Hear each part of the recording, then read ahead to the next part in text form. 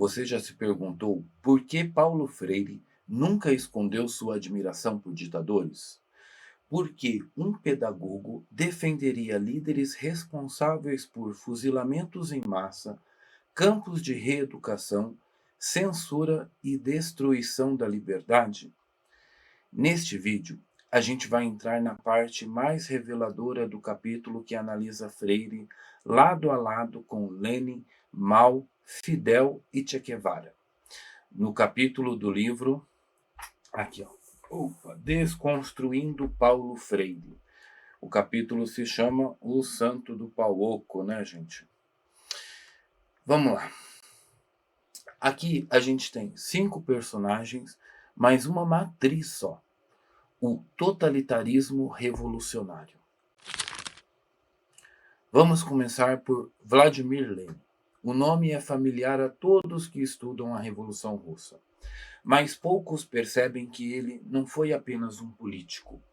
Ele foi um estrategista da mente. Para Lenin, a revolução não se faz só com fuzil, se faz com doutrina. Não se vence o inimigo só nas ruas, vence-se dentro da cabeça do povo. E é aqui que entra o elo com Paulo Freire. O Paulo Freire, ele cita Lenin com reverência. Diz que ele representa a liderança que deve estar próxima das massas. Agora, presta atenção nesta frase. Quanto mais a revolução exigir teoria, mais sua liderança tem que estar com as massas. Isso foi Paulo Freire quem disse na Pedagogia do Oprimido. E essa não é uma frase neutra. Ela carrega toda a lógica marxista da vanguarda do proletariado. Ou seja, o povo precisa ser conduzido, educado, formado por líderes que pensam por ele. Esse é o coração da pedagogia freiriana. A condução ideológica travestida de escuta. Agora escuta a frase de Lenin que o Freire praticamente parafraseia.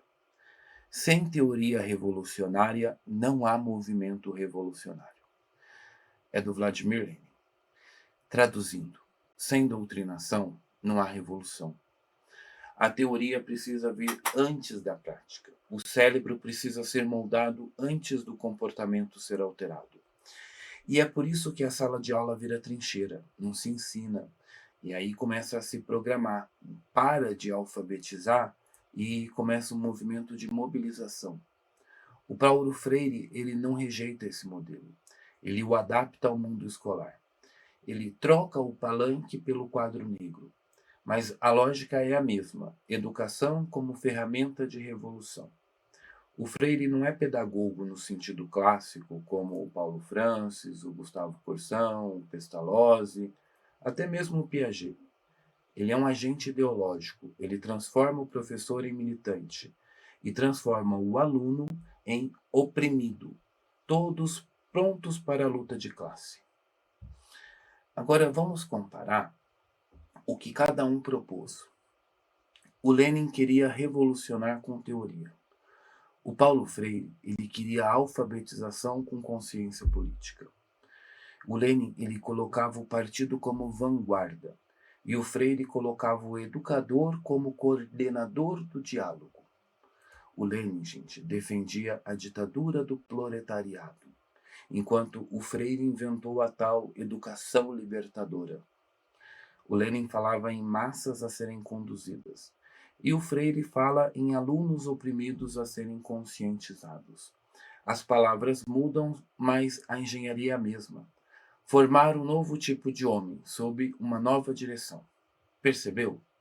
Mudam as palavras, não mudam o projeto. Ambos querem formar um novo tipo de homem. Ambos veem o homem atual como incompleto, alienado, insuficiente, até que ele seja reeducado. Então, a função do educador para Freire é a mesma do comissário político para Lenin: reprogramar o povo. Vamos fazer um resumo didático para a gente gravar bem? O Lenin, ele quer a revolução da mente antes da revolução das armas. E o Paulo Freire quer a revolução do vocabulário antes da revolução do comportamento. Ambos trocam liberdade por planejamento.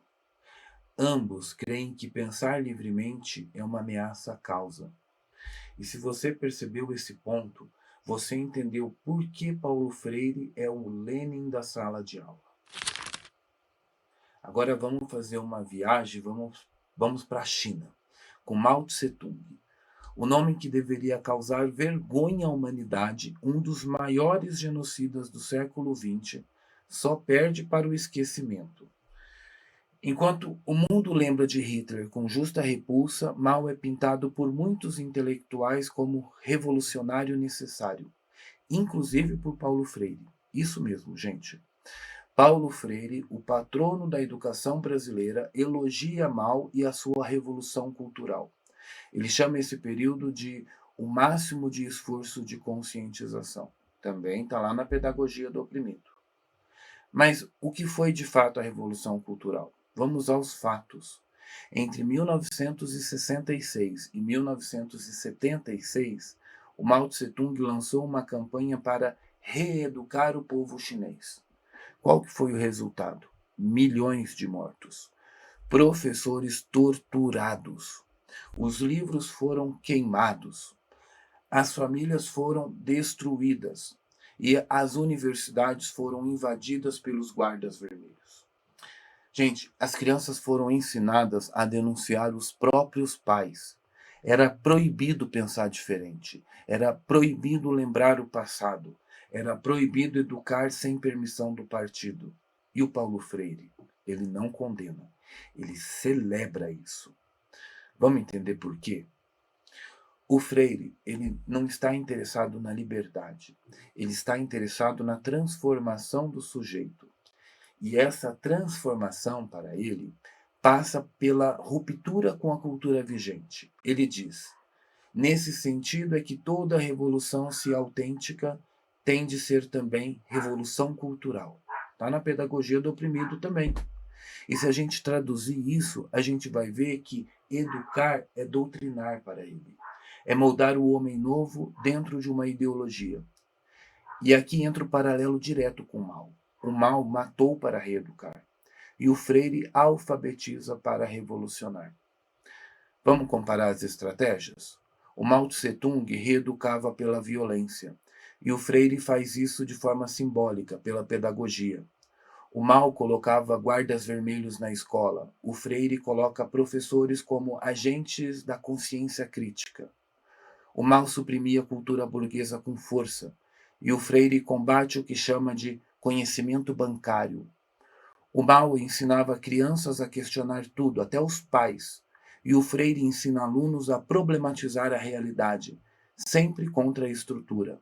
Mudam as armas, mas a lógica é a mesma. Destruir para reeducar, romper para reconstruir. Tudo segundo o molde do partido. Agora, preste atenção num detalhe importante. O Mao dizia que os conteúdos educativos não podiam ser definidos pelo educador. Eles deveriam ser definidos pela função política da educação. E o Freire concorda. Ele diz que o educador não ensina conteúdos neutros. Ele precisa engajar, conscientizar, transformar. Em resumo, doutrinar. Conclusão didática desse bloco. O Mao matou em nome da revolução revolucionária. E o Paulo Freire alfabetizou em nome da revolução cultural. Ambos acreditavam que o homem precisa ser refeito. E ambos, os dois, acreditavam que isso exigia quebrar tudo: tradições, religião, cultura e consciência. O Paulo Freire não é a alternativa branda de Mao. Ele é o Mao Tse-tung com voz de professor universitário. Vamos agora de China para Cuba, ou da China para Cuba. Fidel Castro. Vamos lá. Um ditador por mais de 5 décadas, concentrador de poder, censor da imprensa, inimigo declarado da liberdade, mas para Paulo Freire não é tirano, ele é um herói. Freire o chama de líder dialógico e escreve que a sua liderança se identificou com o povo oprimido. Nas palavras do próprio Freire, a liderança de Fidel Castro exigiu o testemunho da esperança nunca desfeita de recomeçar após cada desastre. animados pela vitória que, forjada por eles com um povo, não seria apenas deles, mas deles e do povo. Que bonito, né, gente? Mas que povo! O povo que fugia de balsa pelo Mar do Caribe? O povo que morria em presídios por discordar do regime? O povo que vive até hoje sob censura e vigilância? O Freire não menciona nada disso. Ele olha para Fidel e vê um Messias secular, um redentor armado de barba e farda. E é aqui que mora o perigo. O Paulo Freire projeta em Fidel o mesmo ideal que projeta em sua pedagogia, a ideia de um líder iluminado, assim, que guia o povo pela consciência, que decide o que é melhor para os outros, mesmo sem perguntar para os outros o que eles querem, né? A ideia de que o povo precisa de um educador salvador, alguém que não ensine, mas redima, essa é a lógica que atravessa tanto a ditadura cubana quanto a pedagogia do oprimido. Compara comigo. O Fidel Castro, ele era o redentor armado, e o Paulo Freire é o redentor pedagógico. O Fidel promoveu uma revolução política e o Freire arquitetou uma revolução educativa. O Fidel implantou uma ditadura em nome da justiça e Paulo Freire promove a doutrinação em nome da liberdade. Fidel suprimiu a pluralidade ideológica com censura e repressão. E Paulo Freire faz o mesmo, suprimindo o ensino plural com o combate ao ensino bancário. Dois estilos, duas estratégias, um só objetivo: moldar consciências. Ambos querem refundar o povo, ambos se julgam portadores da consciência histórica verdadeira. Ambos acreditam que o povo precisa ser libertado, mesmo contra a sua vontade. Qual que é o resultado? O Fidel prende, censura, silencia e o Paulo Freire alfabetiza, problematiza e direciona. Mas o efeito é semelhante. Não se formam indivíduos livres, mas militantes moldados. Agora um detalhe simbólico. Cuba nunca foi uma democracia, mas virou vitrine pedagógica da esquerda latino-americana. O Paulo Freire é parte desse culto. Ele não analisa Cuba, ele a admira. E ao fazer isso, ele não ignora os mortos, ele os justifica. Tudo em nome da tal libertação. Vamos fazer um resumo didático agora de novo. O Fidel, ele destruiu a liberdade em nome da justiça. E o Paulo Freire destrói a neutralidade em nome da consciência. Ambos moldam o povo para caber em seu projeto de mundo. E eles chamam isso de amor. Mas o verdadeiro amor não aprisiona. E o verdadeiro educador não forma soldados, forma homens livres. Agora vem com ele, vem junto com Fidel Castro, o Che Guevara, o ídolo das camisetas, o herói de pôster, o símbolo pop da juventude militante. Aquele que nunca leu o que ele de fato escreveu. O Che não foi professor, não foi filósofo, ele foi guerrilheiro, ele foi executor, foi agente do terror revolucionário.